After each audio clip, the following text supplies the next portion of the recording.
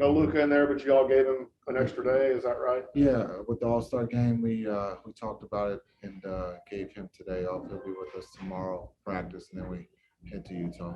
Okay. You want to offer another health update for me and everybody out there? Everybody practice. Everybody practice. So we did some running, a lot of shooting, but everybody participated. Okay.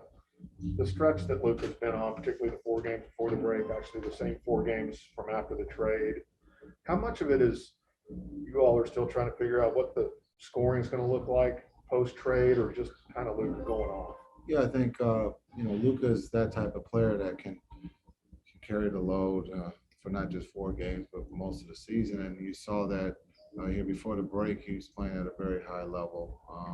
And not just the points, but being able to find guys and set the table for the rest of the guys that are on the floor.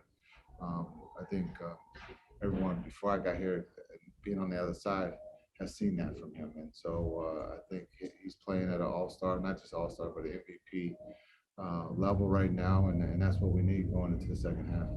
How much of a difference from the early season Luka to the Luka before the break? How much of a difference is there? Yeah, I think. I was telling someone we didn't go winless in those games. I think Luka, is pacing himself. He knows it's a marathon. You can see he's playing at a high level. He feels great physically and mentally. He's having fun. Sometimes we want the stars or our star players to play like that every night, to come out, in October and ready to roll. And sometimes understanding that it's 82 games plus the playoffs, so that's a lot of basketball. And also, this summer he had to participate in for his country.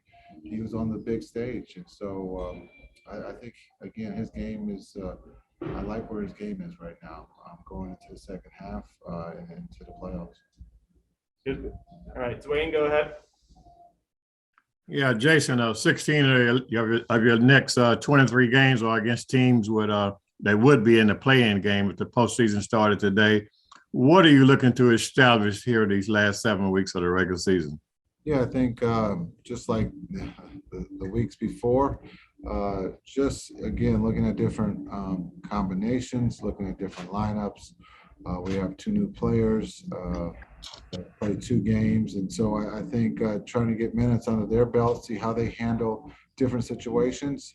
But I like the way that we're trending on both sides of the ball, offense and defense. And I think sometimes with the break, you kind of ease back into things. So we'll see this being our first time together of trying to get that rhythm back and playing, that level of basketball before the break. How have you been able to get these guys to play defense? Because last year they only allowed 14 teams to score under 100 points. This time you've already done it 24 times. 24 times, that's it? Yeah, that's it so far. No, I think there's just, accountability, chemistry, and I think just talking to them about it on a daily basis. We've asked from day one to be accountable on the defensive end, and I think everyone has participated at a very high level for that, and that's why I think, if I recall, we have one of the top 5 defense in the league, and so we know that this stretch here we got to get better, and so we can't just be satisfied. But guys are participating. It's team defense concept. We're helping one another, and that's a big thing. All right. Brett. Yeah, hey Jason, good to see you. Just double checking on the injury real quick front. So did that, you said everybody practiced, that included Pinson with the fractured finger? No. Okay. No. Okay. All right. And then, following up on Dwayne's point, and you were saying that sometimes after the All-Star break, there's a tendency, and then you have new players to kind of ease your way back in. But you guys have according to the standings, pretty critical games coming up. Utah twice in the next 10 days. And how do you balance that, that natural tendency to ease in, and yet, these are important games in terms of playoff positioning? Well, Brad, I think they're all important. I mean, all the way back to October, we're learning each other, getting better. We're not going to just pinpoint one game is bigger than the other. We just have to, get our rhythm back. And sometimes that takes time. Sometimes it doesn't. So we have to be ready, understanding who we're playing here. We have Golden State twice. We have Utah twice. So they're you guys will say they're big games, but they're on the schedule, and so we have to play them. And hopefully we're ready, to finish off what we started. Okay, thank you. Thank you. Eddie, last one. Hey, Jason. I know everybody needed and wanted the break, but you guys were playing so well beforehand. Did you bottle any of that or have any kind of magic potion you can make sure you pick up where you left off?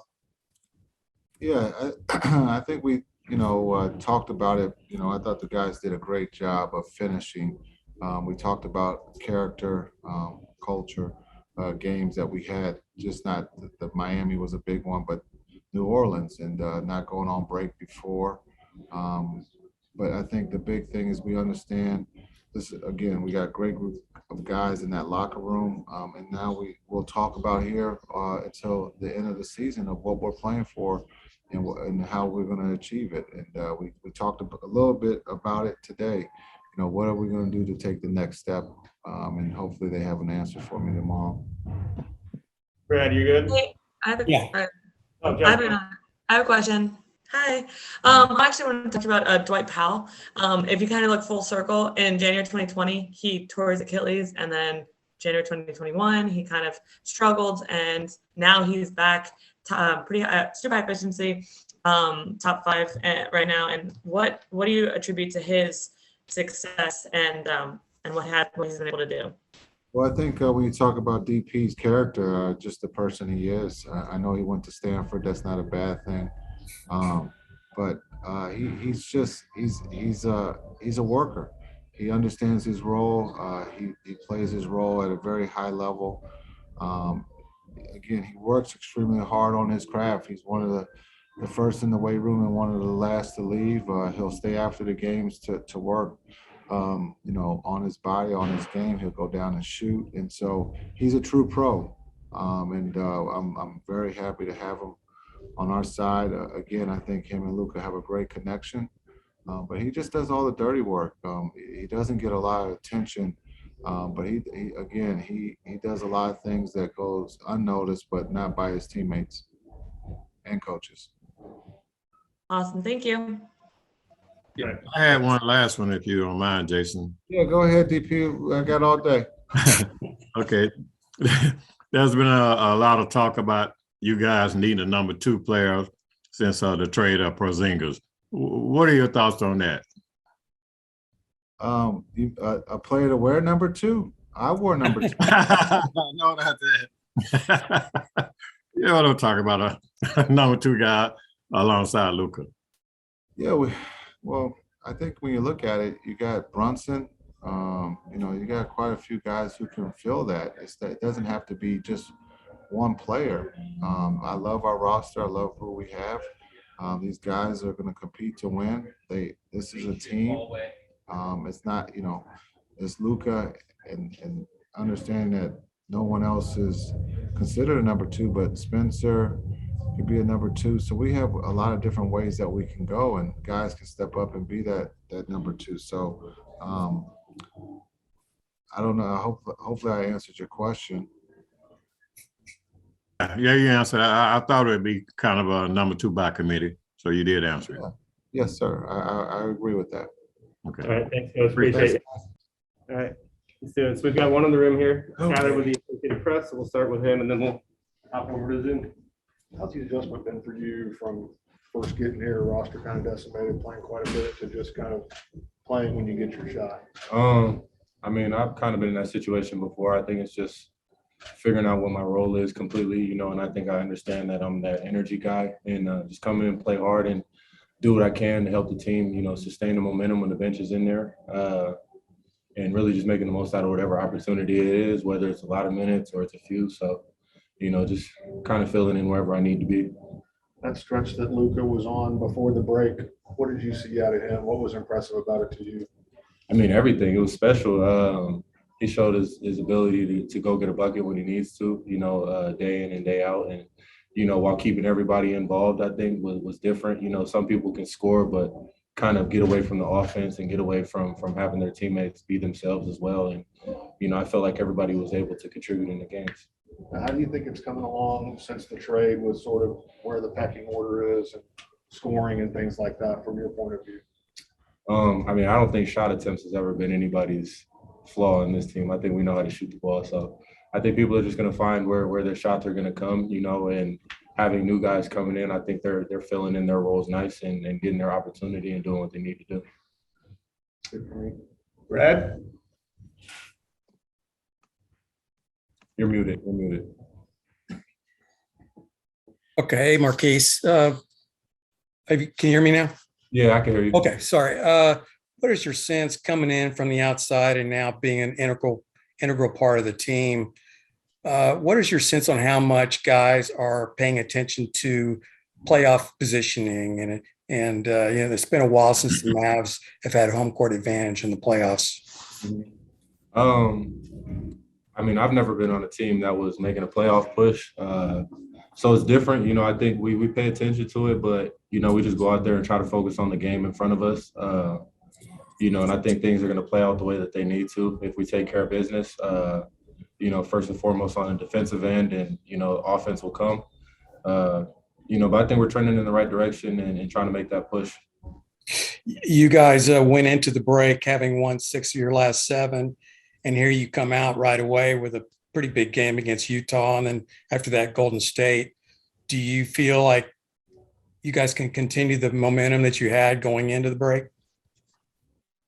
I mean, shit, I hope so. I think everybody wants us to. I think we're just focusing on ourselves right now and getting prepared for this Utah game. Making sure everybody's back here and getting a sweat and just ready to play. Thank you. Dwayne?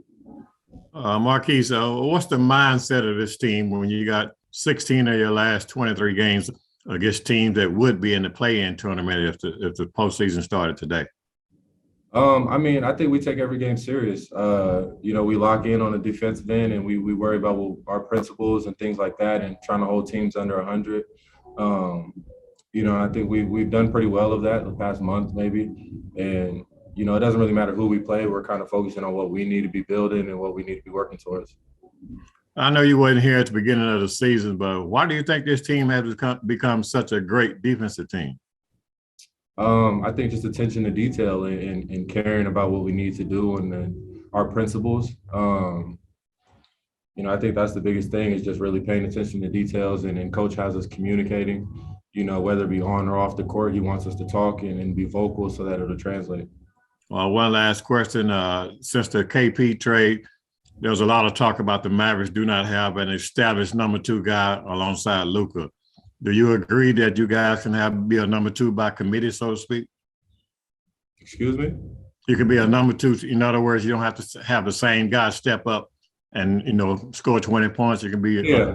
I mean, I think we have plenty of people capable of going and getting what they need to do. Jalen has shown that he can score. Spencer can score. And, like in Miami, Maxey and Davis get hot and they do what they need to do. So, I think we go as Luka goes, and he's kind of the head of the snake and is going to, keep us going. And whoever's night it is, it's their night to contribute and do what they need to do. All right. Appreciate it. Yeah, I have one quick question. Just so they at the All-Star weekend, they honored the 75th anniversary team, and you have Jay Kidd and Dirk, a part of the organization that are on a part of that. What does that mean to you to have access to people that are the top 75 in the game? No, I think it's amazing. It's different for me, being around legends, quote unquote, that you can talk to and build a relationship with and kind of just pick their brains whenever you have the time. So, I'm thankful for that. And I think that's pretty dope. Have you talked to them about anything in particular or gotten to when they played or anything like that? Dirk was here for his retirement thing, and then he's kind of been hit or miss. But, just talking to J. Kidd, I see him every single day, just conversations whenever we have time. I wouldn't even say that it was any specific conversations or things like that. It's just, being around people who are great and have done what you want to do, I think is the biggest thing. So thanks, Keith. Appreciate it. Thank you. And then obviously our usual crew on Zoom. So we'll start with Skyler. I've just got one before I turn it over to the group. You've been around Luka from the get-go. Anything about this recent role that he was on before the break that was unique or different from your point of view of what he was doing? Obviously numbers were high in the department, but it's not anything surprising for us. I think Luka's shown he can do all of those things on any given night, and once he has it going, it's our responsibility to support him every way we can, offensively and defensively. And he's doing some amazing things right now, and I'm sure he's going to continue to do that and even more as this stretch continues. And one more along those lines, how do you think you all have done in that role of just supporting him and, when he's going off like that, you guys kind of doing what you're supposed to do? Yeah, we got to find ways to help the team be successful regardless of what the situation is. And when you got a guy that's able to break down the defense so efficiently, you got to be ready to knock down shots, got to be ready to cut, got to be ready to balance the floor in different situations offensively. And then obviously everybody has to guard the ball. So it takes 5 guys on that end. So at the end of the day, we're trying to find ways to support each other regardless of who has it going, and then finding ways to contribute to a win. Dwayne. Yes, Dwight, 16 of you guys' last 23 games are against teams that would be in the play-in tournament if the season playoff started today. What's the mindset of you guys going into these last 7 weeks of the season? Wait, can you repeat that? I said 16 of your last 23 games are against teams that would be in the play-in tournament if it started today. What's the mindset of you guys going into these last 23 games of the season? Maybe I'm missing the first part, but in terms of our mindset going in is competing at the highest level possible and preparing for the next phase of the season. Comes down to continue to build our chemistry. I think we're in a good place right now, and I think there's still a lot of room for improvement, which is super exciting. So continue to work on that. I think there's some strides we can make defensively as well, and offensively. So I think we're in a great position to continue to improve from the position we're in. Last year, Dwight, you guys held 14 teams under 100 points. You've already done that 24 times this year. What changed? Because mainly the core guys are still here on this team. That's definitely been one of our focal points. One of the points of emphasis for us is trying to hold teams under 100. We know we can score the ball, so if we're able to hold a team down to under 100, it gives us an extremely good chance to win the game. So I think it comes down to that just being one of the focal points for us is locking in on that number specifically and how that breaks down over the game is something that's in the back of our minds, and I think it helps us a little bit extra motivation in terms of possession to possession, finding ways to get stops and supporting each other. Eddie. Hey, Dwight. Having had a pretty serious injury a while back, how much pride do you take in the fact that you're the only Maverick to play all however many it is games, that 59 games or whatever it is so far this season? Why you guys do this to me? I'm not jinxing you, I promise. Well, now officially you have by saying that. But at the end of the day, I show up and try to be as professional as I can, and that's first and foremost being here and taking care of my body and finding ways to make sure I'm able to perform at the highest possible level on any given night for me.